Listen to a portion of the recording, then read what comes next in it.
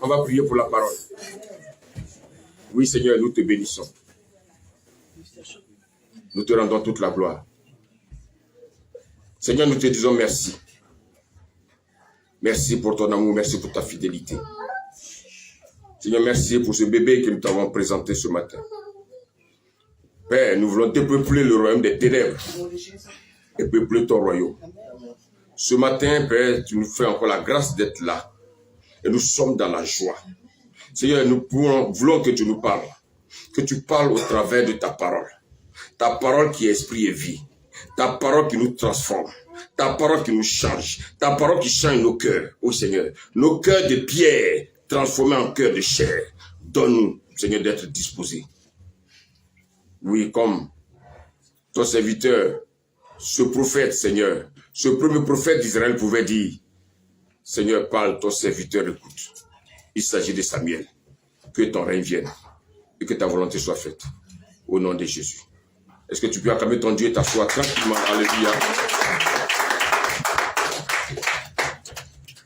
Merci Seigneur. Gloire à Dieu. Mais je voulais qu'on soit vraiment disposé ce matin encore. Ce matin, le Seigneur va vraiment encore nous faire du bien. Amen. Je voulais que tu écoutes ce message pour toi. Ne pense pas à ton frère, ne pense pas à ta soeur, ne pense pas, n'adresse pas ce message à quelqu'un d'autre. Ce message est adressé à toi. Amen. Je voulais simplement rappeler aux uns et aux autres que nous sommes vraiment dans les derniers temps. Et quand on voit le mouvement qui se passe dans ce monde,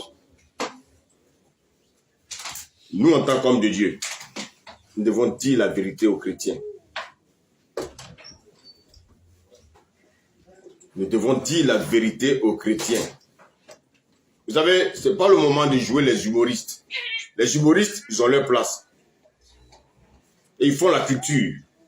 Mais à l'église, l'église n'est pas, bien aimé, un lieu où il faut faire l'œuvre humoristique. Non. L'église est un lieu où il faut prêcher la vérité. L'église est un lieu, bien aimé, il faut dire la vérité aux enfants de Dieu. Vous savez pourquoi? Parce que les temps sont difficiles. La majeure partie des pasteurs ne veulent pas prendre leurs responsabilités. Parce que pour eux, ils pensent que l'église, c'est de remplir des places. Non.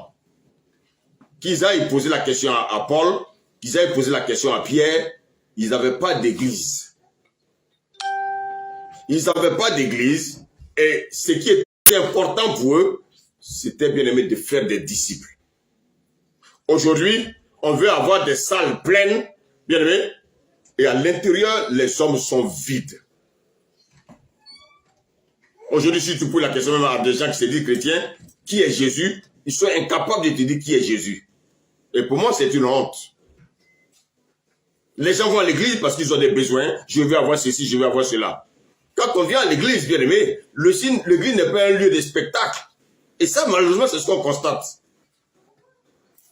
On veut faire plaisir à nous-mêmes. On veut faire plaisir, bien aimé, je ne sais pas à quoi. Et qu'est-ce qu'on constate? Les gens font ce qu'ils veulent. Alléluia. Donc, vous savez, ce n'est pas le moment de jouer les clowns à l'église. Il y a trop de clowns dans nos églises. Des pasteurs clowns et des fidèles qui sont clowns. Il faut qu'on arrête ces choses-là. L'église n'est pas un lieu de fantaisie, non. L'église est un lieu sérieux. Regardez comment le monde va. Regardez la vie de nos enfants. Si on y prend point garde, Satan va manger tous nos enfants. Et voici pourquoi. Ce matin, je voulais que tu écoutes vraiment le message que le Seigneur va te donner. Alléluia. C'est le moment de dire la vérité, chrétien. Il faut arrêter les messages qui vous plaisent. Il faut rechercher un message qui te dérange. Un message qui t'empêche de dormir. Parce que ce message-là est en adéquation avec la vie que tu mènes. Vous savez, nous, en tant qu'un homme de Dieu qui est apprécié, fais attention. Normalement, on doit te critiquer. Pas parce que, bien aimé, tu fais de mauvaises choses. On te critique parce que, bien aimé, la parole que tu prêches dérange. Amen. Amen. Alléluia. Amen. Il y a des pasteurs qui ont peur que les hommes les abandonnent. Mais écoute-moi, les hommes t'abandonneront toujours si tu prêches la parole de Dieu. Lorsque les hommes t'envahissent, c'est que le message que tu prêches n'est pas de Dieu. Ce qui se passe aujourd'hui dans ce monde est tellement grave qu'ils n'ont pas le droit de mentir aux enfants de Dieu. Parce que bien aimé, écoutez, si le jour de l'enlèvement, je reste et vous restez, mais vous allez me foudroyer. Après tout ce que j'ai prêché, je ne suis pas monté, je n'ai pas été enlevé. Ah non, mais quel genre d'homme de Dieu j'étais? Et c'est ça qu'il faut faire très attention. Rappelez ce qui est arrivé à Moïse. C'est le peuple de Dieu qui a empêché Moïse de rentrer dans la terre promise. Moïse, à un moment donné, est rentré dans le compromis. Il voulait tellement faire plaisir à ce peuple que le peuple l'a induit en erreur. Dieu lui a dit de parler au rocher. Qu'est-ce que Moïse va faire? Moïse va frapper le rocher. Dieu a dit non, c'est pas ce que je t'ai demandé. Canaan, tes yeux le verront, mais tu ne rentreras pas. Bien aimé, moi je veux rentrer dans le royaume des cieux comme vous aussi. Amen. Amen. Voici pourquoi je veux que vous disposez vos cœurs et vous écoutez le message. Bien aimé, je sais que les messages ne plaisent pas à la chair, mais si ça peut te nourrir ton esprit, c'est l'essentiel. On va prendre le livre dans le livre d'Apocalypse.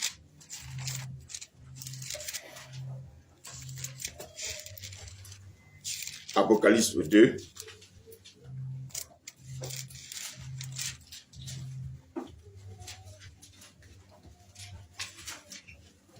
Amen. Amen. On va lire donc deux versions. Je vais demander à Océane de lire à partir du verset 2. Apocalypse, c'est le dernier livre de la Bible. Donc, tu vas lire à partir du verset 2. Amen. Amen. Oui, vas-y. Écrit à l'ange de l'église d'Éphèse, voici ce que dit celui qui tient les 7 étoiles dans sa main droite. Oui. Celui qui marche au milieu des 7 chandeliers d'or. Celui qui marche au milieu des 7 chandeliers d'or. Verset 2. Je connais tes œuvres. Je connais tes œuvres. Ton travail et ta persévérance. Je sais que tu ne peux supporter les méchants. Que tu as éprouvé ceux qui se disent apôtres et qui ne le sont pas. Et tu as éprouvé ceux qui se disent apôtres et qui ne le sont pas. Oui. Et que tu les as trouvés menteurs. Écoutez bien. Regardez ce qu'il nous dit encore, verset 3. Que tu as de la persévérance. Que tu as souffert à cause de mon nom. Oui, nous les chrétiens. Écoutez, on doit souffrir à cause du nom de Jésus. Le monde ne doit pas nous aimer à cause du nom de Jésus. Parce que si le monde t'aime, ben c'est que tu as un problème. Le monde ne doit pas t'aimer. Le monde doit te rejeter. Ta propre famille même doit te rejeter à cause de Jésus. Parce que ta famille est dans la religion. Mais ils n'ont pas encore rencontré Jésus. Donc, ils vont te vomir. Alléluia. Parce qu'il y a des gens dans cette salle-là. Alléluia. Amen. Bien aimé. Ta famille va te vomir à cause de Jésus. Parce que pour eux, ils pensent qu'ils sont dans la vérité. Ils sont dans la religion. Mais moi, je ne prêche pas de religion. Je prêche le nom de Jésus. Le Seigneur ne sait même pas, il ne sait même pas ce qu'on appelle chrétien. Il ne sait pas. Demeurons dans la vie de Jésus. Amen. Amen. Donc la Bible nous dit ici que Dieu parle à une église. Donc considère que c'est toi l'église. L'église c'est qui? C'est pas le bâtiment. L'église c'est toi et moi. Donc le message que tu écoutes, Dieu te parle directement. Et qu'est-ce qu'il dit? Il dit qu'il connaît tes œuvres. Il dit qu'il connaît ton travail. Il connaît ta persévérance. Il dit, il sait que tu ne peux pas supporter les méchants. Dieu te parle ce matin. Il dit que tu as éprouvé ceux qui se disent apôtres. Donc en fait, tu as l'esprit de discernement. Tu discernes si cet homme est un homme de Dieu ou c'est pas un homme de Dieu. Mais pour avoir le discernement, bien aimé, il faut que toi-même tu sois d'abord un enfant de Dieu. Alléluia. Maintenant, regardez ce qu'il nous dit au verset 4. Thomas, tu peux me lire le verset 4? Verset 4. Mais ce que j'ai contre toi... Tu t'arrêtes là. Dieu dit, il a quelque chose contre toi.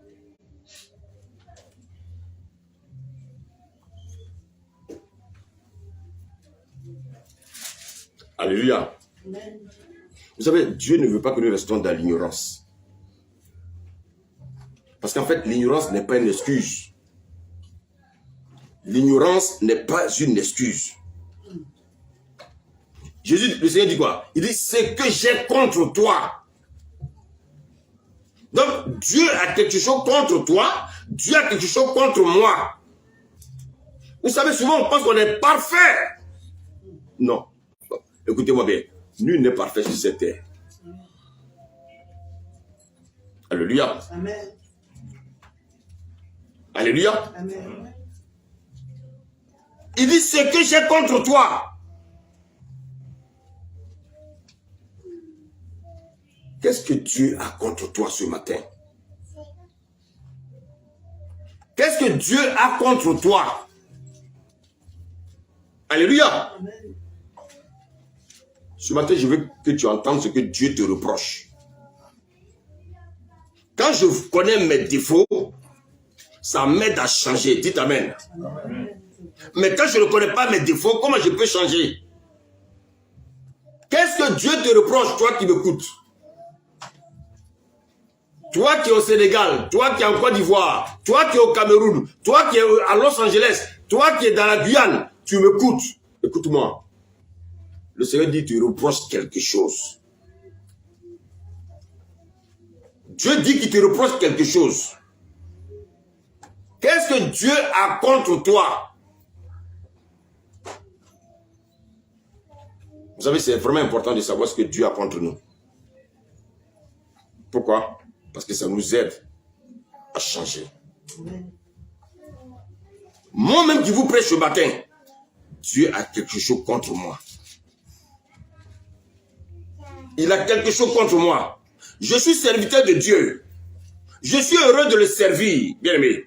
Je fais les choses de Dieu de manière consciente. Je suis conscient, bien aimé, de mon appel. Je suis conscient de ce qui m'attend. Alléluia. Mais je pars du principe que Dieu a quelque chose contre moi. La question maintenant que je me pose, est-ce que je fais les choses comme il veut?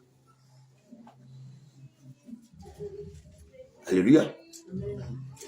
Et donc quand Dieu dit qu'il a quelque chose contre moi, ça m'amène à être humble. Ça m'amène à me poser des questions. Ça m'amène, bien aimé, à rentrer en moi afin de savoir ce qui ne va pas en moi. Les gens pensent souvent que l'église c'est le bâtiment. Non, l'église c'est pas le bâtiment. L'église, ce sont des individus qui ont accepté le Seigneur avec lequel, bien aimé, Dieu a formé un corps. Jésus est la tête et le corps, c'est les membres de l'église. Regardez ce qu'il reprochait à l'église. Cette église-là, c'était une église du 1er siècle. Aujourd'hui, nous sommes l'église du 21e siècle. Mais écoutez, ce qu'il reprochait à l'église du 1er siècle, c'est la même chose qu'il te reproche encore aujourd'hui. Il dit, mais ce que j'ai contre toi. Tu peux lire la suite? Mais ce que j'ai contre toi, c'est que tu as abandonné ton premier amour. Ah.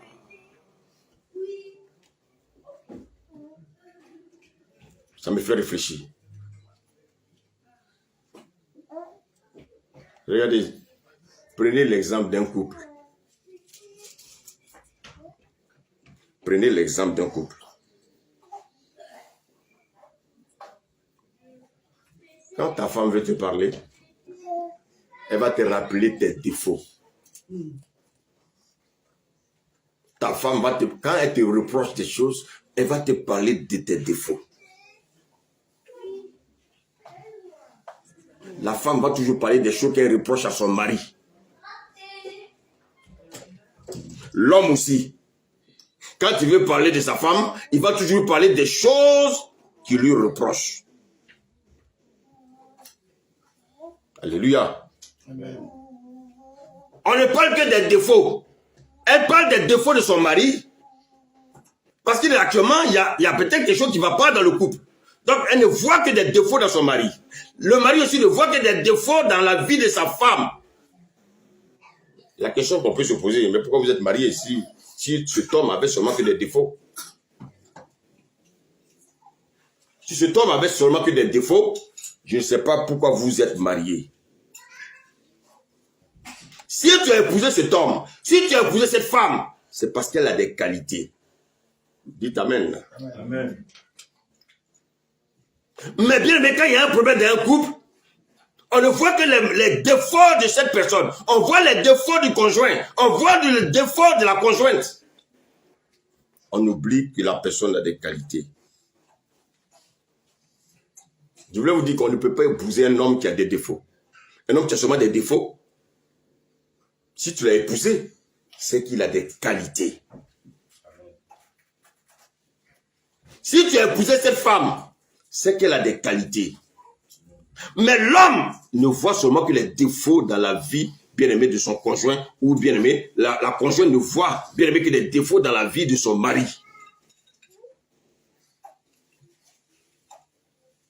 Si elle a des reproches à te faire, elle va simplement énumérer les défauts qu'elle voit. Ça, c'est l'homme. Vous voyez comment l'homme est différent de Dieu. C'est pour ça que nous avons intérêt à nous attacher à Dieu, pas aux hommes. Parce qu'aujourd'hui, il y a des malentendus dans le couple. Quand la femme vient parler de son mari, elle ne voit que des défauts.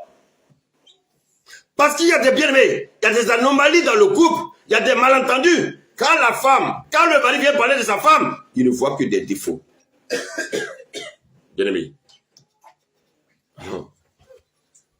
Comment tu peux vivre avec quelqu'un qui a des défauts pendant 5 ans, 10 ans? Comment tu peux vivre avec quelqu'un qui a des défauts pendant des années? Bien-aimé, c'est qu'il y a quelque chose qui ne va pas. Si cet homme avait des défauts, tu n'allais jamais l'épouser. Certes, il y a des problèmes dans le couple, mais toi, tu vas simplement énumérer les défauts de ce dernier. Je voulais vraiment donner un conseil au pasteur. Il faut que les pasteurs m'écoutent.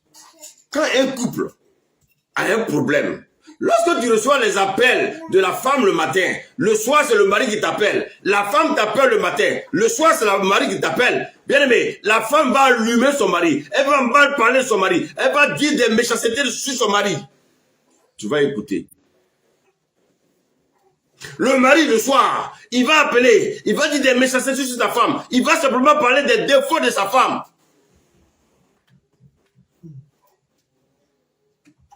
C'est ce qu'on constate, malheureusement.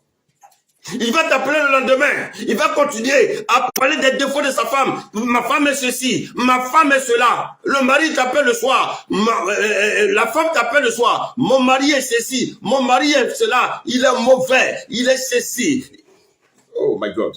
Pasteur, les pasteurs souffrent. Vous savez, en fait, quand c'est comme ça, le pasteur devient comme un ballon. Il y a 2 camps. Il devient comme un ballon avec lequel on joue. Et c'est pour ça qu'il faut être très sage, bien aimé, pour ne pas tomber dans le piège de l'ennemi. Alléluia. Alléluia. Amen. Il ne faut jamais dire à un, toi tu as raison, et l'autre a tort. Fais attention. Parce qu'à un moment donné, quand les deux vont s'entendre, et qu'ils ne verront plus les défauts qu'ils t'ont récités là, les défauts qu'elle a parlé, elle n'a fait que répéter les défauts de son mari.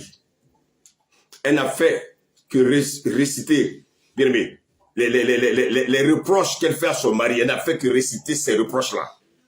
Lui aussi, ce mari-là, lui aussi, les reproches qu'il t'a récités, les remarques, bien aimé, les défauts de son mari qu'elle t'a récités, quand les deux vont s'entendre. Pasteur, écoute-moi. Quand les deux vont commencer à s'entendre, ils vont te shooter comme un ballon dans les tribunes.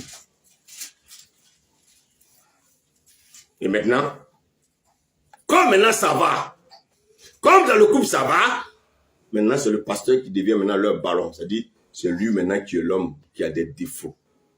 Le pasteur est ceci, le pasteur est cela. Et quand ils s'entendent à un moment donné, monsieur prend madame, ou bien madame prend monsieur, ils quittent l'église. Voici des gens qui avaient dit qu'ils avaient, l'autre avait des défauts. Mais quand ils s'entendent, ils n'ont plus de défauts. C'est le pasteur qui a réglé le problème maintenant qui a des défauts. C'est pour ça que vous faites très attention, bien-aimés, quand vous réglez les problèmes de couple.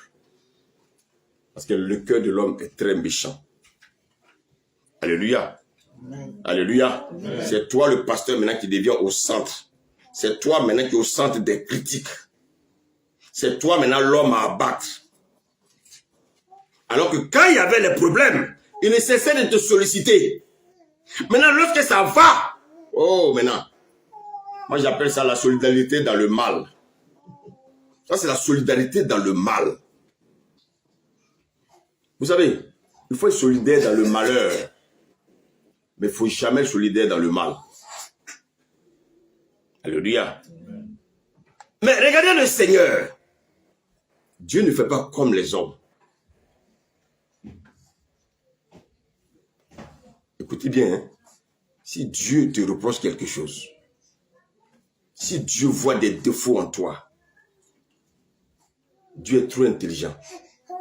L'homme, écoutez-moi bien, tu vas donner de l'argent régulièrement à une personne. 100 euros, 50 euros. Le jour où la personne va te demander 5 euros, tu as dit que tu n'as pas, tu es foutu. C'est-à-dire, la personne va oublier tous les 100 euros que tu lui donnais.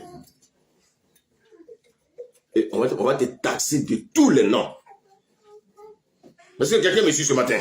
Amen. Ça, c'est l'homme, ça. Il va maintenant voir les défauts en toi. Ah, lui, oh, il est mauvais. Alors que tu lui faisais du bien.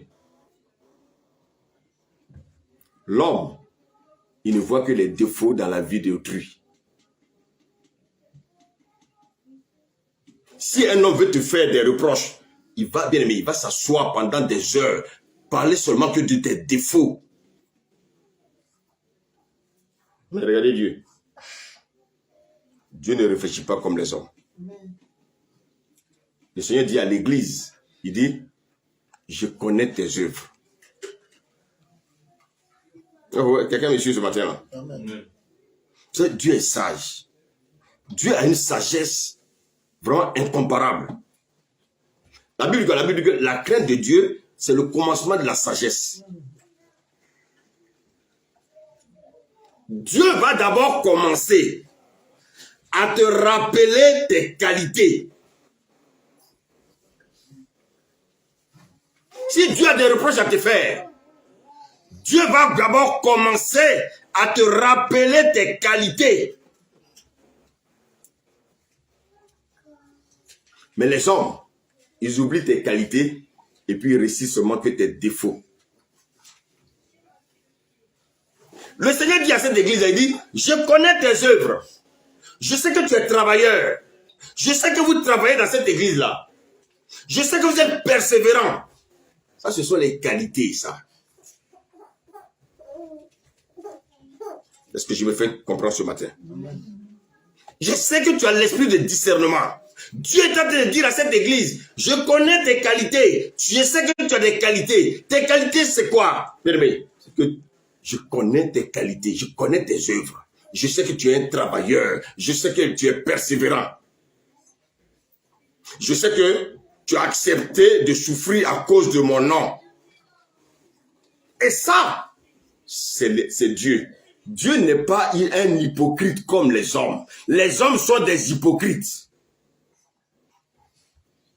Dieu a des reproches à te faire. Dieu va d'abord te rappeler les qualités en toi. Alléluia. Amen. Dieu va te rappeler tes qualités. Il va te rappeler, bien aimé, les avantages de ta vie. Il va te dire, wow, mon fils là, il est bien. Il pratique de bonnes œuvres. Maintenant, regardez ce qu'il nous dit au verset 4. Il dit, mais ce que j'ai contre toi. L'homme ne va jamais dire tes qualités. L'homme va simplement, bien aimé, il va t'allumer en te récitant tes défauts. Mais je vous pose la question. Quel est cet homme-là qui est correct sur la terre? Il existe-t-il un homme sur cette terre-là qui est parfait?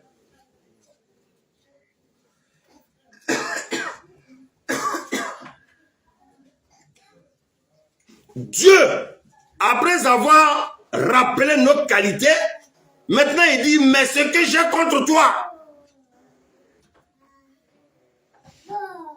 mais ce que j'ai contre toi, mais l'homme, qu'est-ce qu'il fait?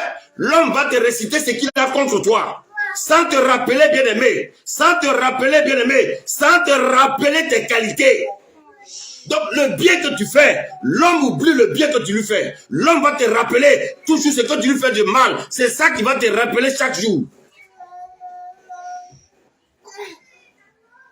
Alléluia. Bon, je peux prêcher? Est-ce que je peux prêcher là? Est-ce que je peux prêcher? L'homme va te rappeler, bien-aimé, tes défauts. Mais Dieu, il va d'abord te rappeler tes qualités. Maintenant, il dit, mais ce que j'ai contre toi, c'est vrai. Tu es bien. Tu fais ceci. Tu fais cela. C'est bien. Mais ce que j'ai contre toi, c'est que tu as abandonné ton premier amour. Alléluia. Ton frère à qui tu en veux. Tu en veux à ton frère, mais tu as oublié ses qualités. Tu as oublié ses bienfaits. Les bienfaits qu'il t'a fait, tu les as oubliés. Ça, c'est le cœur de l'homme. L'homme est méchant. L'homme a un cœur qui est méchant. L'homme ne voit bien aimé, l'homme ne voit bien aimé que les mauvaises choses de son frère. L'homme ne voit pas les qualités. Dieu voit d'abord nos qualités avant, bien aimé, de nous interpeller, bien aimé, sur nos défauts.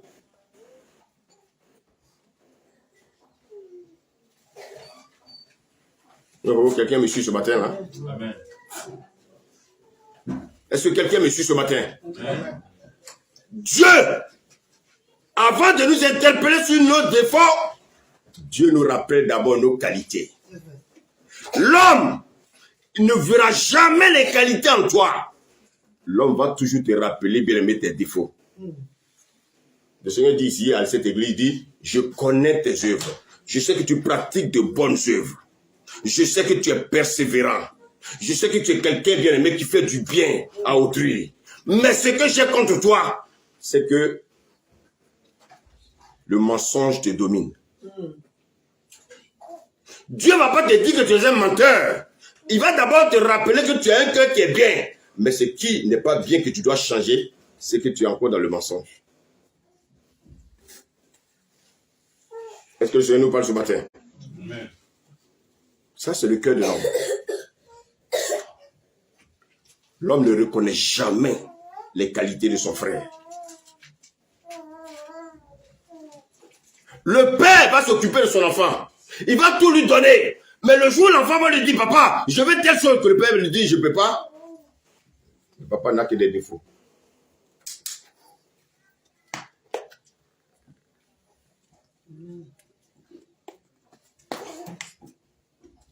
Soyons des hommes reconnaissants.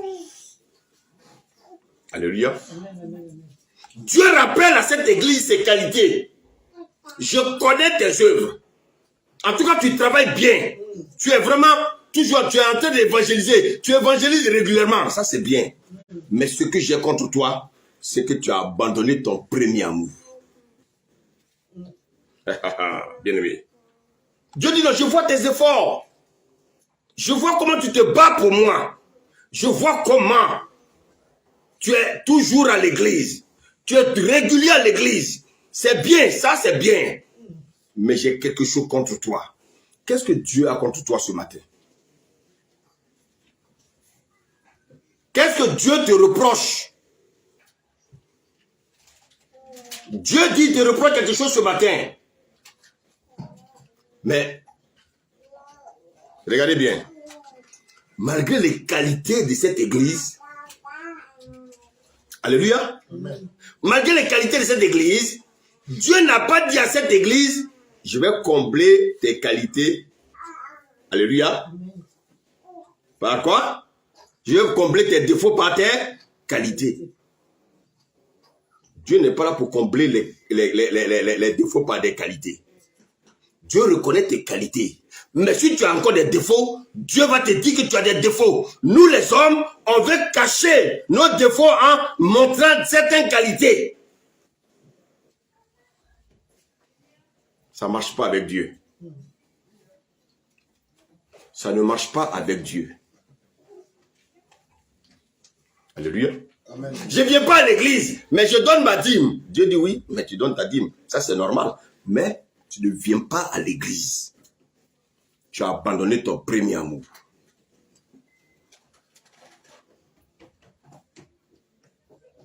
Tu fais des dons aux pauvres. Dieu dit oui, c'est bien. Même les païens font des dons. Mais tu as abandonné ton premier amour. Alléluia.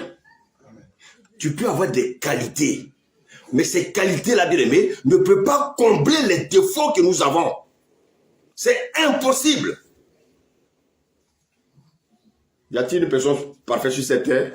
Je ne crois pas. Mais je vais vous donner une réponse ce matin. Alléluia. Amen. Dieu nous exhorte à être parfaits en Christ. En Christ, nous devons rechercher la perfection.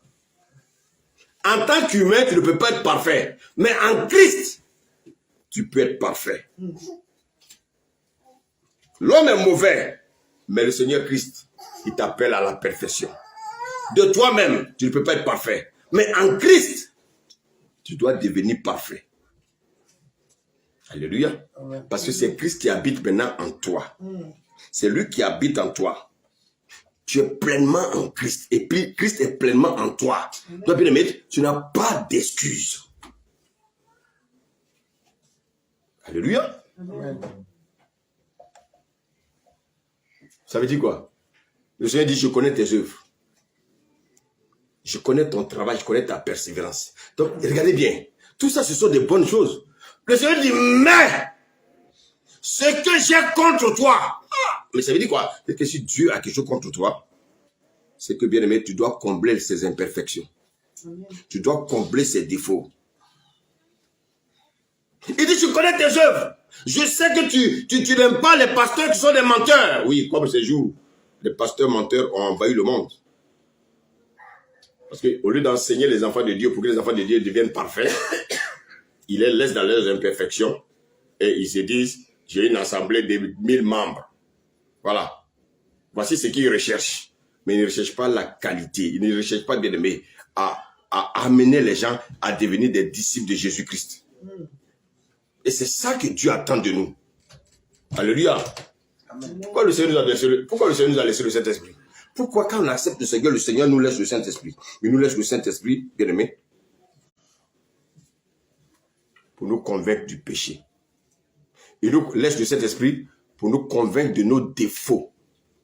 Voici pourquoi, bien aimé, le Seigneur dit que nous n'avons pas d'excuses. Nous pouvons faire des choses performantes. Nous pouvons faire du bien. Nous pouvons, bien aimé, travailler pour son œuvre. Mais bien aimé, il dit, tu as abandonné ton premier amour. Alléluia. Mais, vous savez, l'amour de Dieu n'a rien à voir avec ce que les hommes pensent de l'amour. Le Seigneur, avant de te faire des reproches, il va d'abord te rappeler tes qualités. Mais maintenant, quand il t'interpelle sur tes défauts, Dieu ne te laisse pas comme ça. Alléluia. Amen. Regardez ce qu'il nous dit. Quelqu'un peut me lire le verset 5? Amen. Souviens-toi donc d'où tu es tombé. Ah, vous avez vu le Seigneur? Qu'est-ce qui t'a fait que tu es tombé? Qu'est-ce qui fait que tu ne viens plus à l'église? Qu'est-ce qui t'empêche de venir à l'église là? Souviens-toi, il y a quelque chose qui a fait. Tu étais régulier à l'église. Mais qu'est-ce qui fait que tu n'es plus régulier à l'église là? Ça veut dire que c'est ça qui t'a fait tomber. Souviens-toi d'où tu es tombé. Qu'est-ce qui fait qu'aujourd'hui tu es lent dans les choses de Dieu? Oh, est-ce que je me fais comprendre? Amen. Dieu te dit, mon fils, tu as des qualités. En tout cas, il y a des choses sur lesquelles vraiment tu es bien. Mais, ce que j'ai contre toi, tu as abandonné ton premier amour. Maintenant, il continue à manifester son amour. Maintenant, il te dit maintenant, souviens-toi d'où tu es tombé. Qu'est-ce qui fait qu'aujourd'hui tu es devenu lent aux choses de Dieu? Toi, ce que tu peux te rappeler. Ce n'est pas le pasteur qui va te rappeler. Toi-même, tu sais. Au début, tu étais zélé. Tu étais zélé dans l'œuvre de Dieu. Mais qu'est-ce qui t'a freiné? Ah, maintenant le Seigneur te dit maintenant de réfléchir. Il dit, qu'est-ce qui t'a freiné? Il dit simplement, souviens-toi d'où tu es tombé. Qu'est-ce qui a fait que tu es devenu lent aujourd'hui? Qu'est-ce qui a fait qu'aujourd'hui, bien-aimé, les choses de Dieu ne t'intéressent plus comme avant? Avant, tu méditais la parole de Dieu régulièrement. Alléluia. Maintenant, qu'est-ce qui a fait que maintenant tu ne médites plus la parole de Dieu? Reviens à ton premier amour. Alléluia. Il dit, ce que j'ai contre toi. Donc, il y a quelque chose que Dieu a contre nous. Malgré, notre semblant des ailes, Dieu dit, il a quelque chose contre nous. Qu'est-ce que Dieu a contre toi? Dieu a quelque chose contre toi. Tu viens à l'église, c'est vrai, mais Dieu dit qu'il a quelque chose contre toi. Qu'est-ce que Dieu a contre toi? C'est ça que tu dois rechercher. Mais, il te donne la réponse. Il dit, toi seul, tu sais pourquoi tu es tombé. Il dit, souviens-toi. Ce qui t'a fait tomber là, souviens-toi. On n'a pas besoin de prophétie pour ça. Il y a des gens qui vont chercher prophétie pour ça. Il faut que Dieu me montre pourquoi je suis tombé. Mais toi, tu sais pourquoi tu es tombé. Tu sais pourquoi tu n'es plus zélé. Tu sais pourquoi, bien aimé, tu n'as plus le temps de la méditation de la parole. Tu sais pourquoi tu ne lis plus la Bible. Tu sais.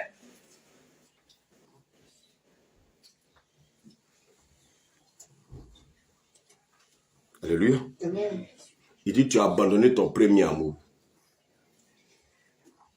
Ton premier amour, c'était quoi? Tu aimais la lecture de la Bible. Maintenant, tu n'as plus le temps de lire la Bible. Oh, suivez-moi là, s'il vous plaît. Vous n'avez plus le temps de lire la Bible.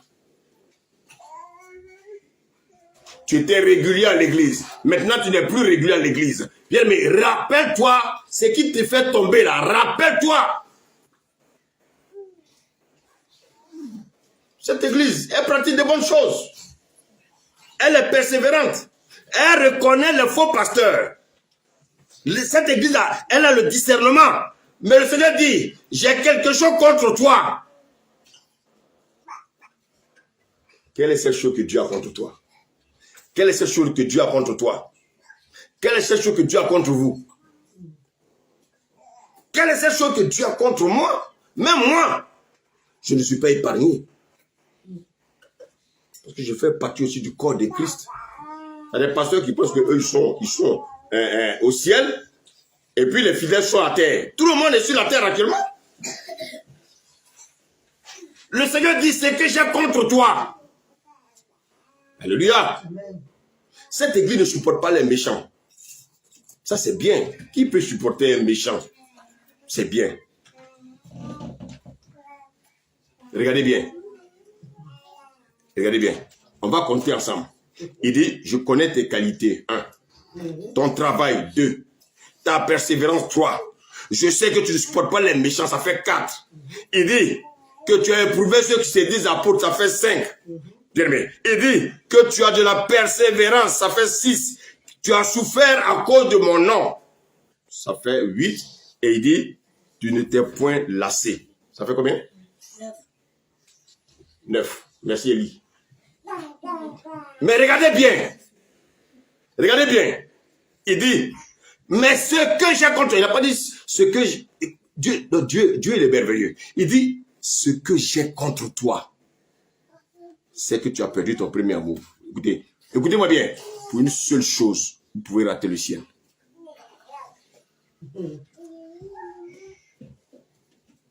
Vous savez, j'ai médité ça ça fait 2 jours. Le Seigneur me dit, va leur parler.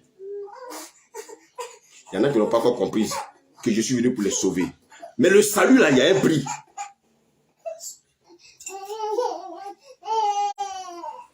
Alléluia. 9 qualités.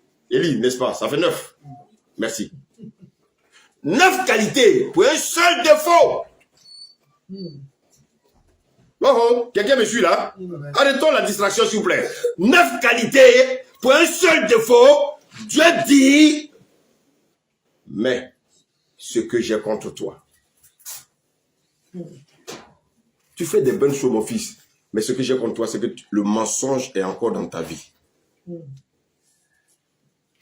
Tu fais des bonnes choses, mais ce que j'ai contre toi, c'est ton hypocrisie. Est-ce que vous savez que le lieu, si vous voulez chercher les hypocrites, ce n'est pas dans le monde, ils sont dans l'église. Alléluia. Les gens veulent faire des œuvres, c'est bien. Mais le Seigneur dit, je te demande seulement le minimum.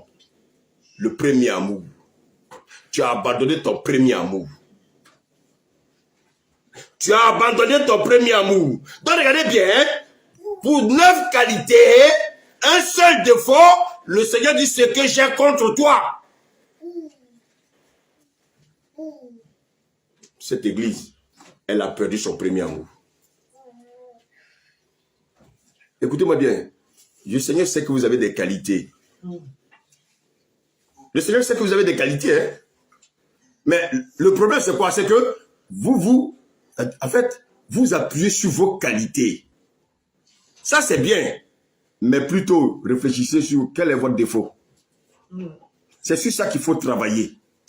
Parce que le défaut là peut vous faire rater le ciel. Quand vous lisez, sur les 7 églises, il y a une seule église, l'église de Philadelphie qui était qualifiée. Mais regardez cette église-là. Mais regardez les qualités. Mais quand je lis ça, je dis, mais Seigneur, il dit oui, ils ont abandonné leur premier amour. Donc, je vais enlever ce qu'il y a enlevé en eux. Je pense que ceux qui travaillent là, quand vous travaillez là et puis votre patron vous dit, ah, vraiment ça c'est bien, mais votre cœur fait comment? Il a dit que c'est bien, mais non, ce qui vient là, c'est pas bon. Dieu dit, tu as des qualités, mais tu as un défaut. Ce défaut-là, je veux que tu le corriges. Mais comment tu vas le corriger? Rappelle-toi de ce qui fait que tu es tombé. Souviens-toi de ce qui t'a fait tomber. Oh, bien aimé, vous me suivez là? Je crois que chacun de nous sait ce qui fait qu'il a ralenti dans la marche chrétienne. L'homme, quand l'homme t'en veut, il ne va jamais te rappeler tes qualités. L'homme va t'allumer, il va te rappeler tes défauts. Il est ceci, il est cela. Je vous donne l'exemple d'un couple.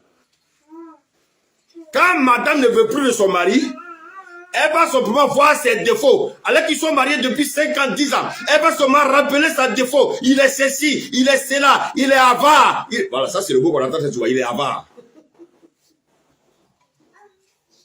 Il est avare, il est méchant. Oui, il est méchant. Mais comment tu peux épouser quelqu'un qui est méchant? Depuis 5 ans, il est méchant. Mais vous avez 5 enfants.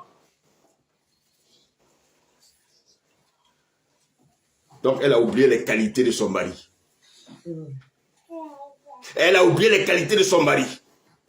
Un homme aussi, quand il ne veut plus de sa femme, oui, elle est ceci, elle est cela. Oh, je crois qu'elle va avec le voisin, alors que vous ne l'avez jamais vu avec le voisin. Donc, on ne voit que, bien aimé, les défauts de cette femme. Vous savez pourquoi? Parce que c'est comme ça le cœur de l'homme.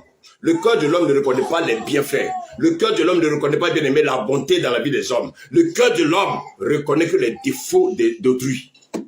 Mais Dieu, avant de t'interpeller sur tes défauts, il va d'abord te rappeler, mon fils, tu as de la persévérance. Ah, je connais, tu pratiques de bonnes œuvres. Mais, tu as abandonné ton premier amour. Maintenant, il t'interpelle. Il va t'aider à revenir à ton premier amour. Il va te dire simplement, souviens-toi d'où tu es tombé.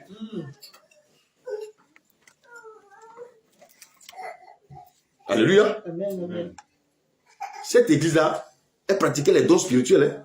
Une église où les gens ont le discernement, c'est que les gens pratiquent les dons spirituels. Beaucoup me diront Seigneur, Seigneur, mais ils ne diront pas le royaume. Donc, bien aimé, ce ne sont pas les dons spirituels qui nous sauvent. C'est notre amour pour le Seigneur Jésus qui nous sauve. Ce n'est pas la religion qui nous sauve, mais c'est notre amour pour le Seigneur Jésus qui nous sauve. Mais l'amour pour le Seigneur Jésus, ce n'est pas pour dire, oh, moi j'aime Jésus, moi j'aime Jésus, moi j'aime Jésus. Ça, ce sont des paroles. La foi vient de ce qu'on entend vient de la parole de Dieu. Alléluia. Amen. Les hommes aiment trop parler, on parle trop, mais on agit peu. On va se borner à écouter la parole, mais quand il s'agit de la pratiquer, on devient bien aimé des fantômes. Alléluia. Amen.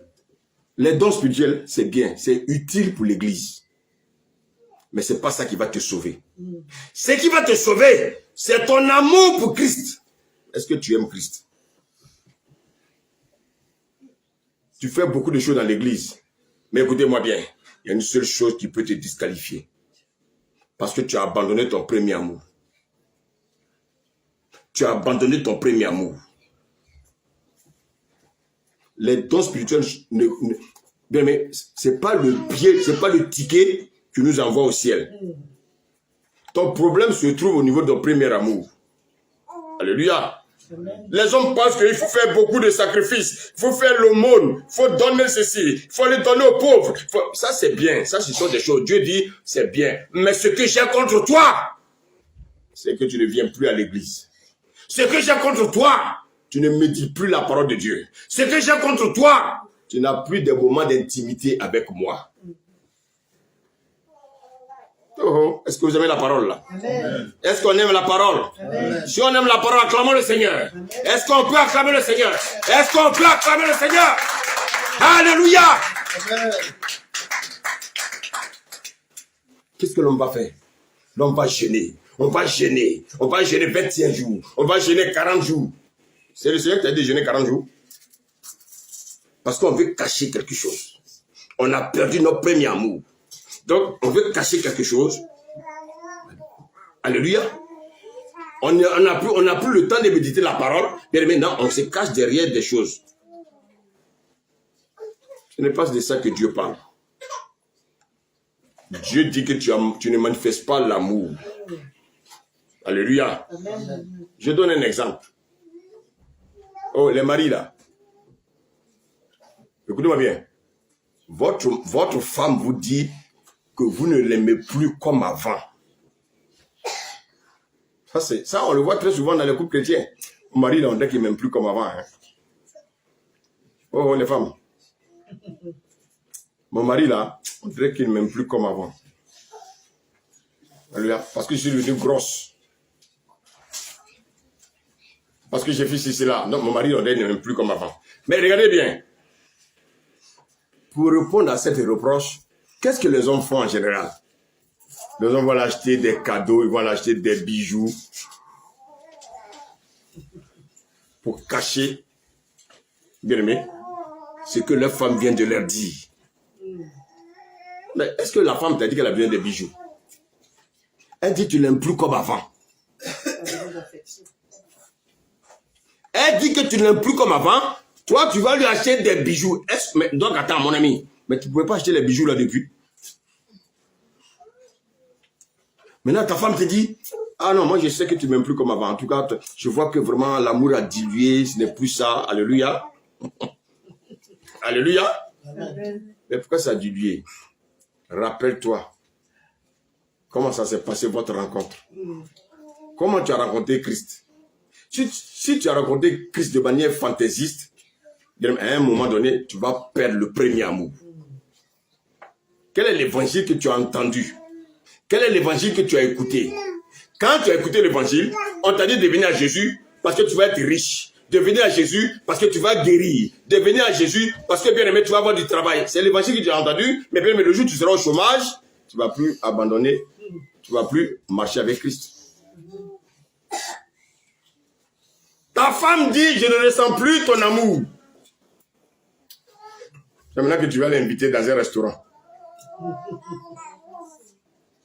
Mais est-ce que c'est ce qu'elle t'a demandé?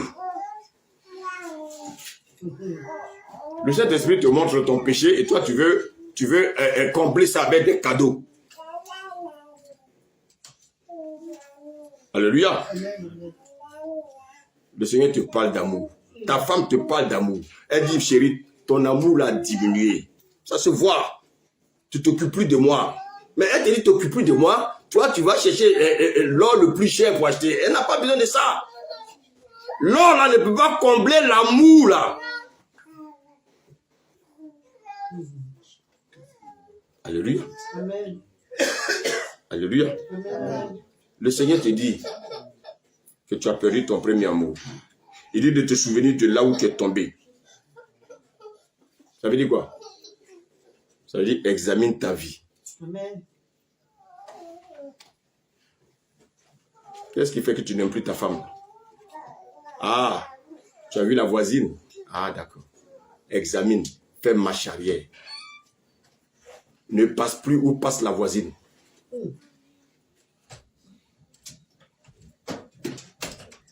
Souviens-toi, quand tu as épousé ta femme, qu'est-ce qui t'a attiré vers ta femme? Le Seigneur dit, souviens-toi. Quand tu as accepté Christ, qu'est-ce qui t'a amené vers Christ? Il dit, souviens-toi. Alléluia. Est-ce que vous savez le problème? Vous savez quel est le problème? Qu'est-ce qui fait bien aimer qu'on perd le premier amour? Je vais vous le dire ce matin. Est-ce que vous savez que le mariage peut faire perdre notre premier amour pour le Seigneur?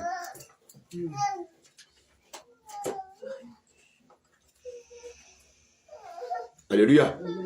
Le mariage peut te faire perdre ton premier amour. Tu es marié, tu n'as plus le temps de lire la Bible. Tu es marié, tu n'as plus le temps de venir à l'église. Donc le mariage peut être aussi une pierre d'achoppement dans ton amour pour le Seigneur. On a vu beaucoup de personnes qui se sont mariées, qui ne sont plus revenues à l'église. Donc, est-ce que quelqu'un me suit ce matin? Amen. Alléluia. La vie conjugale peut nous faire perdre notre premier amour avec le Seigneur. On a vu des couples qui se sont mariés, ne sont plus revenus à l'église. Ou bien monsieur, il est venu, il a épousé la femme, il a pris la femme, allez, il a sorti la femme de l'église. Ça, c'est régulier. Tu as perdu ton premier amour. Est-ce que ton premier amour, c'est parce que tu as eu des enfants? Il y a des gens qui ont eu des enfants, ils n'ont plus le temps de méditer. Non, ils n'ont plus le temps de méditer. Dieu les a bénis à des enfants. Et maintenant, ils vont accuser Dieu pour dire, c'est à cause des enfants que je ne peux plus lire la Bible. Il y a des gens qui ont perdu le premier amour à cause de quoi? À cause de leur travail. Ils n'ont plus le temps pour le Seigneur. Tout le temps au travail. Tout le temps au travail. Tout le temps au travail. Tout le temps au travail. Tout le temps au travail. Ah, donc Dieu a mal fait de te donner du travail. Tu as perdu ton premier amour. Tu fais les autres choses, mais là, tu n'as plus le temps pour lui. Parce qu'il y a une chose qui a pris de la place de Dieu. Tu as mis maintenant Dieu à la deuxième place. Ton enfant a pris la première place de Dieu. Ton travail a pris la première place de Dieu. Ta vie quotidienne a pris la place de Dieu. Ce message n'est pas pour ton frère. Ce message est pour toi, toi qui écoutes. Qu'est-ce qui a fait que tu as perdu ton premier amour? Regarde même toi-même. Est-ce que tu es zélé comme avant? Regarde. Est-ce que tu es zélé comme avant? Est-ce que, bien aimé, les choses de Dieu te préoccupent? Ou bien tu as des projets. Ce sont les projets qui, bien aimé, qui ont ralenti l'amour que tu as pour le Seigneur. Il faut aller dehors avec elle, s'il te plaît. Amen. Hein? Est-ce que c'est le premier amour? Est-ce que, bien aimé, ce sont des projets qui ont ralenti l'amour que tu as pour le Seigneur?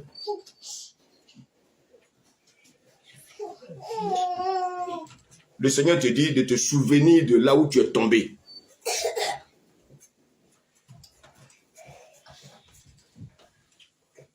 Oh, les couples. Qu'est-ce qui fait que vous n'avez plus le temps de méditer ensemble? Vous allez accuser qui? Les enfants? Les enfants sont des bénédictions. Les enfants ne peuvent pas vous empêcher, bien aimé, d'être avec le Seigneur. Il y a des gens, ils ont perdu leur premier amour à cause de leur femme. Il y en a qui ont perdu leur premier amour à cause de leur mari. Ils ont donné la première place à leur conjoint ou à leur conjointe. Et Dieu est maintenant à la deuxième place. Voire même la troisième place. Voire même la dernière place. On n'a plus le temps. On n'a plus le temps. Quand dans le couple ça ne va pas, la solution ce n'est pas le divorce. C'est de chercher où tu es tombé.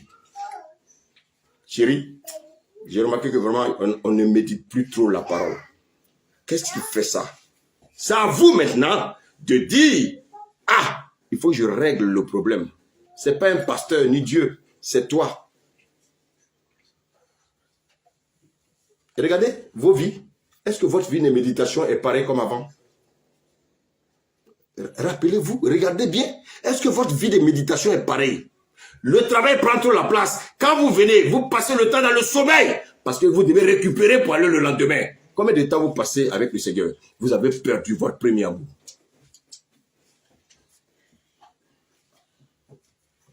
Alléluia. Maintenant, si le Seigneur dit, il dit, souviens-toi d'où tu es tombé. Mais il nous donne la solution. Tu peux lire la suite là. Souviens-toi. Et qu'est-ce qu'il dit après?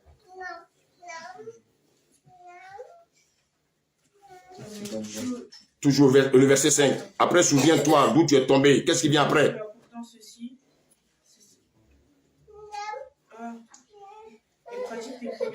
Avant ça. Repends-toi. C'est quoi la repentance? La repentance est précédée de la confession. La confession, ce n'est pas la repentance. Donc, quelqu'un me suit? La repentance, ce n'est pas confesser seulement. La repentance, elle dit, je fais demi-tour.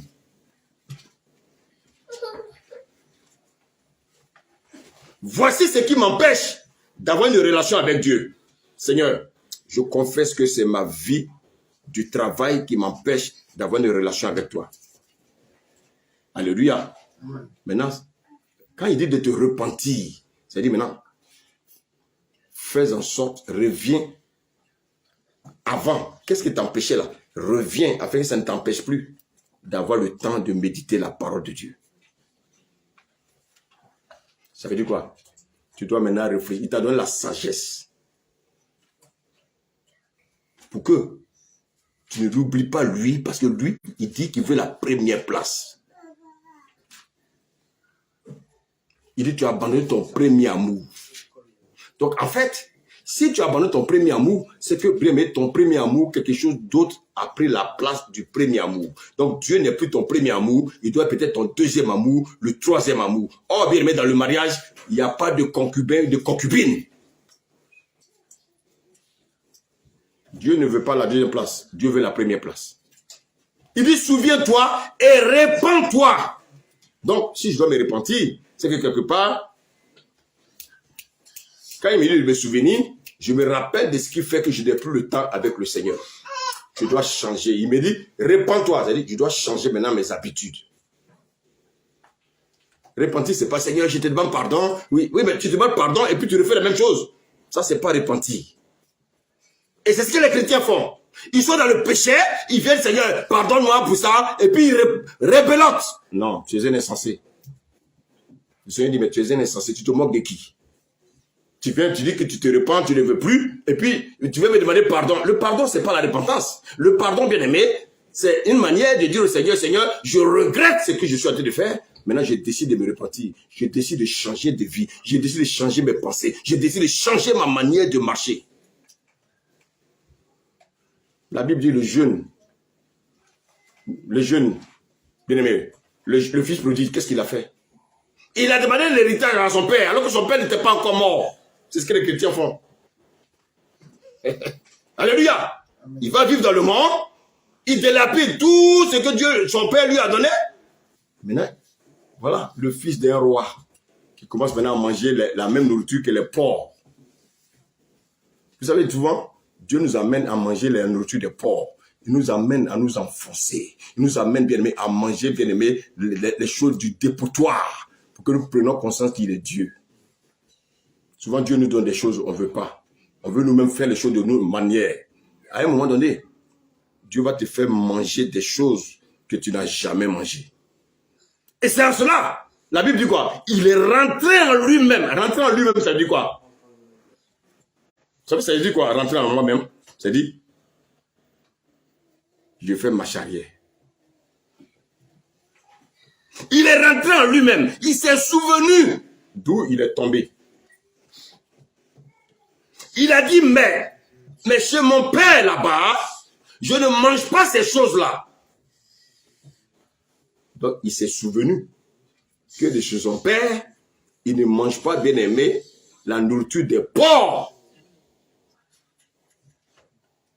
Donc, non seulement il a confessé, il s'est souvenu d'où il est tombé, il a confessé, après la confession, regardez bien ce qu'il va faire, la Bible dit qu'il est rentré en lui-même, et après d'être rentré en lui-même, il a fait demi-tour, il est retourné chez son père. C'est ce que Dieu attend de nous. Nous, on dit qu'on confesse nos péchés, on dit qu'on reconnaît nos péchés, mais on ne fait pas demi-tour. Voici le problème des chrétiens. Seigneur, oh, je demande pardon, j'ai menti. Le Seigneur dit, ok, j'accepte ton pardon. Mais, tu as demandé pardon, le Seigneur dit qu'il accepte, et puis tu retournes encore, tu t'as pas menti. Dieu dit, mais il se moque de moi, ce petit-là. Quand on vient me demander pardon, moi, Dieu, c'est qu'on est prêt à ne plus recommencer. Oh, est-ce que quelqu'un me suit? Quand tu vas demander pardon à ton papa pour les actes que tu poses, ton papa dit, mon fils, je te pardonne. Ma fille, je te pardonne. Ça veut dire que tu dois encore répéter ce que tu as fait? Les enfants, tu dois encore répéter? C'est la même chose, c'est ça qu'on appelle la repentance. Mais si ton père, tu vas demander pardon à ton papa dit, mon fils, viens dans mes bras, ma fille, viens dans mes bras, et puis tu retournes encore dans ce que tu as vomi, c'est que ça, c'est pas la repentance. Ça, c'est quoi ça? C'est la délinquance.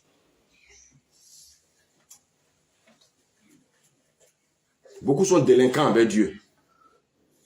La délinquance spirituelle. Ils demandent pardon à Dieu, mais ils repartent dans ce qu'ils ont vomi. Rebelote, ça c'est la délinquance spirituelle. Dieu veut la repentance spirituelle, pas la délinquance spirituelle. On se moque trop de Dieu. Et après, quand on a des problèmes, bien aimé, on se dit, mais qu'est-ce qui se passe dans ma vie? Nous sommes, écoutez-moi bien, nous sommes les seuls responsables de ce qui arrive dans nos vies.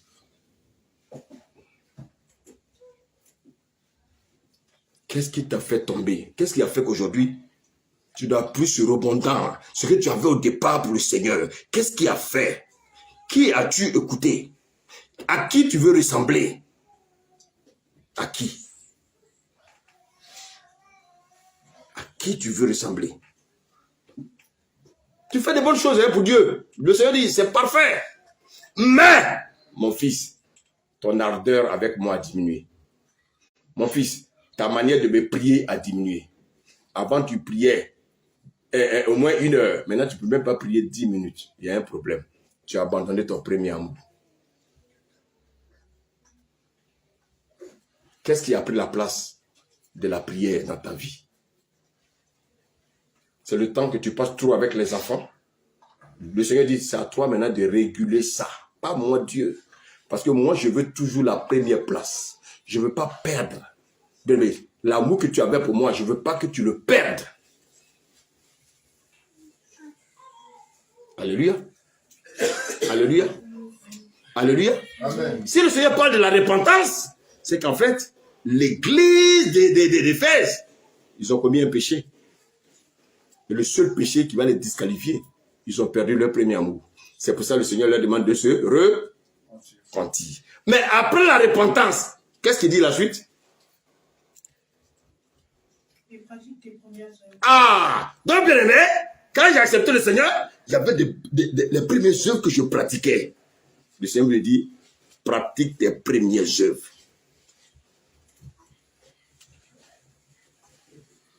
Oh. Est-ce que je me fais comprendre? Est-ce que je me fais comprendre? Qu'est-ce qui fait que tu ne peux plus pratiquer tes premières œuvres? Qui a pris la place de Dieu dans ta vie? Vous voyez les 3 choses que Dieu nous demande. Dieu nous demande, il dit, souviens-toi d'où tu es tombé. Ensuite, il dit, répands-toi. Ça veut dire, fais marche arrière. Reviens à moi. Comme le fils prodigue est revenu à son père. Parce qu'il est rentré en lui-même, il s'est dit, chez mon père là-bas, on ne mange pas bien aimé la nourriture des porcs. Mais souvent, nous sommes dans la présence de Dieu. Dieu nous donne tout. Mais on veut aller chercher dans le monde ce que Dieu nous donne. Parce que ce que Dieu nous a promis, comme on ne voit pas ça, on veut nous-mêmes aller chercher dehors. C'est là-bas que Satan nous piège et nous retient captifs. Faisons très attention de là où nous mettons les pieds. Abraham est parti, bien aimé. Il est parti en Égypte. Regardez bien ce qui s'est passé. Il est revenu avec Agar. Et Agar a créé Ismaël. Ismaël a créé qui? Les musulmans. Les musulmans ont créé quoi? Al-Qaïda.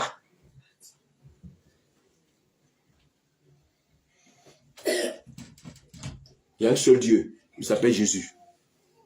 On ne passe pas par Mahomet. Dieu ne connaît pas Mahomet. On ne passe pas par Marie. Marie est une femme comme toi. Laissez la pauvre femme en paix.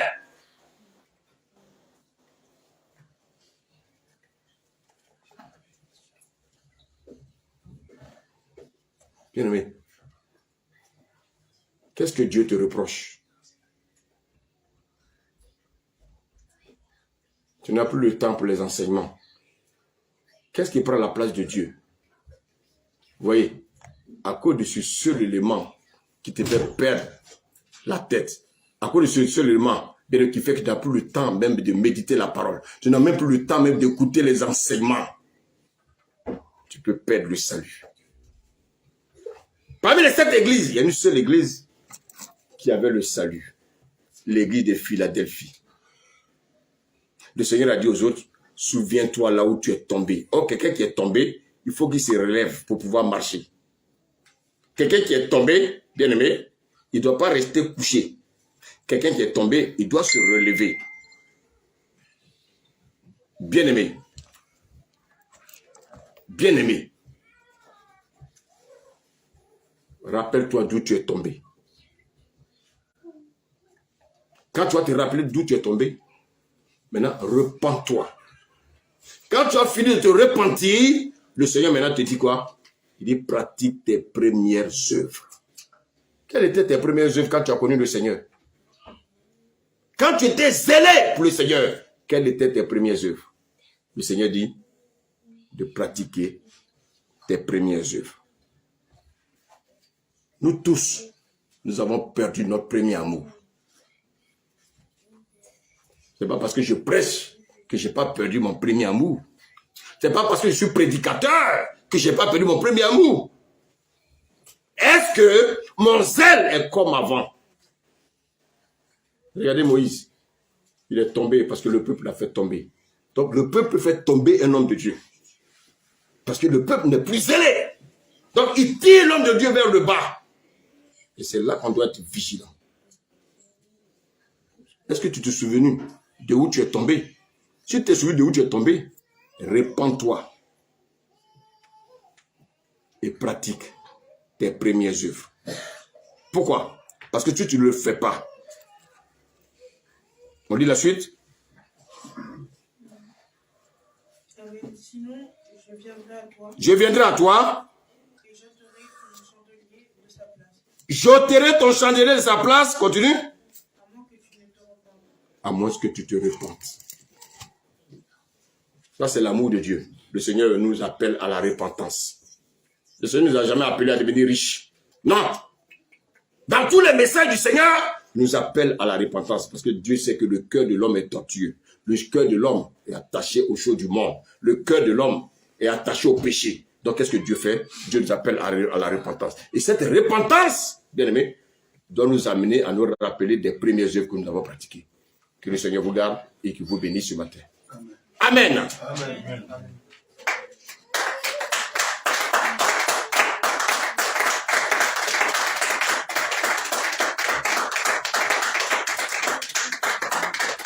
Est-ce qu'on peut se lever? Et Eunice, tu peux nous chanter un chant d'adoration? On va se lever, on va prier. Alléluia.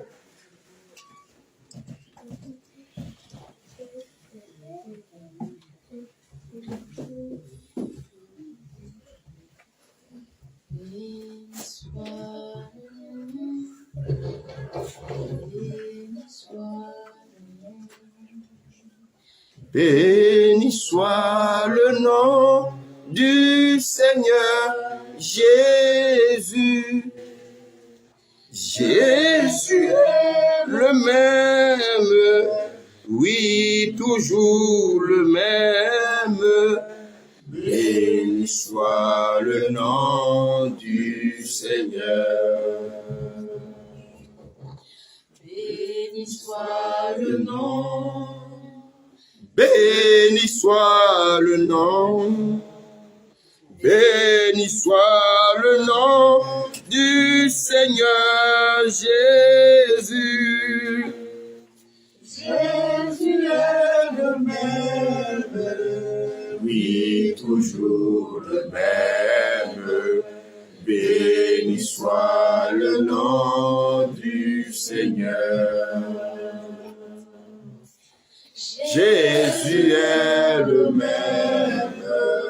Oui, toujours le même. Béni soit le nom du Seigneur. Mais tu vas élever la voix, tu vas dire, Seigneur, rappelle-moi d'où je suis tombé. Prie au nom de Jésus. Seigneur, Seigneur, je te prie, Seigneur, je me recommande entre tes mains. Seigneur, je viens à toi, Seigneur, ce matin. d'où je suis tombé, Seigneur. Seigneur, je sais que je suis tombé. Seigneur, c'est vrai que je suis tombé, Seigneur, j'ai perdu mon premier amour. que j'ai abandonné mon Souviens-moi d'où je suis tombé. C'est vrai, Seigneur. J'ai abandonné Souviens-moi. mon amour. À cause du Aide-moi à me souvenir de là où je suis tombé. je suis tombé, Seigneur. Oui, Seigneur Je demande Jésus. Pardon, Seigneur. Montre-moi d'où je suis tombé. Seigneur, montre-moi ce qui m'a fait tomber. Seigneur, montre-moi, Père, j'ai perdu le zèle que tu m'as donné. Seigneur, Le zèle que j'avais à ma conversion, Seigneur. celle Je n'ai plus ce zèle. Je demande pardon, Seigneur. Oh Seigneur, Pardon, Seigneur. souviens. Pardon, Seigneur. Permets-moi de me souvenir. Permets-moi de me souvenir de là où je suis tombé. Permets-moi de me souvenir d'où je suis tombé, Seigneur. Seigneur, affermis pas. Garde-moi Merci, Seigneur. près de toi, Seigneur. Au nom de Jésus. Garde-moi près de toi, Seigneur. Éloigne-moi de tout Bien-aimé, ce qui pourrait maintenant qu'il t'a montré ce qui t'a fait tomber, maintenant, dis Seigneur, je me repens. Je reconnais que c'est à cause de ça que je n'ai plus le temps avec toi. Bien-aimé, fais marche arrière. Dis au Seigneur, Seigneur, je veux faire marche arrière. Je me repens, Père, des actes qui m'ont fait tomber. Prions au nom de Jésus. Seigneur, maintenant que tu m'as montré, Seigneur. Seigneur, Prions s'il vous plaît, prions s'il vous plaît, prions s'il vous plaît. marche C'est le moment qu'il faut Je prier. demande pardon, Seigneur. Seigneur, Pardon, Seigneur, oui, je reconnais d'avoir abandonné. que je n'ai plus le temps pour toi. Pardon, Seigneur, d'avoir. Oui, c'est le temps. Je te demande pardon.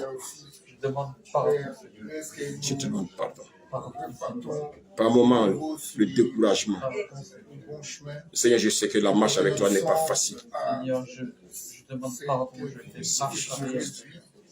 Aide-moi. Aide-moi à revenir à toi. Aide-moi à revenir à toi, Seigneur. Aide-moi, Seigneur. Aide-moi Donne-moi à la revenir force, à toi. Seigneur, de surmonter Donne-moi la force. ces péchés. Donne-moi la force. Au nom de Jésus. Au nom de Jésus, Seigneur, je m'abandonne. Au nom de Jésus. Je te laisse agir. Merci, Saint-Esprit. Ce n'est pas de mes propres Merci, forces. Saint-Esprit. Ce n'est pas de mes Merci, propres Saint-Esprit. forces. que je Merci, surmonte Saint-Esprit. ces choses. Au nom de Seigneur, Jésus. c'est par toi. Toi seul. Au nom de Jésus. Je fais tout par celui qui Tu vas encore prier. Tu vas dire, Seigneur, je veux encore pratiquer les premières œuvres, Père, que j'ai abandonnées. Seigneur, je prends la résolution de pratiquer les premières œuvres. Prions au nom de Jésus. Seigneur, je bénis ton Saint. Oui, Seigneur. Merci de nous Je conduire. veux encore pratiquer les premières œuvres Seigneur, que j'ai je abandonnées. voudrais, je voudrais Seigneur, ce n'est pas une excuse, c'est vrai, ce n'est pas une excuse. les premières œuvres que j'ai Ce n'est pas une excuse. les premières œuvres avec toi. Seigneur. Je veux les pratiquer. Je veux les pratiquer. Oh Seigneur Jésus. Seigneur, je veux Au faire nom de ce Jésus. que tu aimes. Je veux Au faire nom ce de que Jésus. tu aimes, Seigneur. Au nom de Je ne Jésus. veux pas faire ce que tu n'aimes Merci Seigneur. pas. Donne-moi la force. Alléluia. Conduis-moi dans ta voie. Alléluia. Au nom de Jésus. Au nom de Jésus. Bien, mais on va encore prier. Tu as dit, Seigneur, je te donne mon cœur ce matin. Tout ce qui était, Seigneur, oppression, tout ce qui me pressait et qui tente de m'éloigner de toi, Seigneur, ce matin, je prie que cela soit ôté de ma vie. Élève la voix et prie au nom de Jésus. Cet esprit.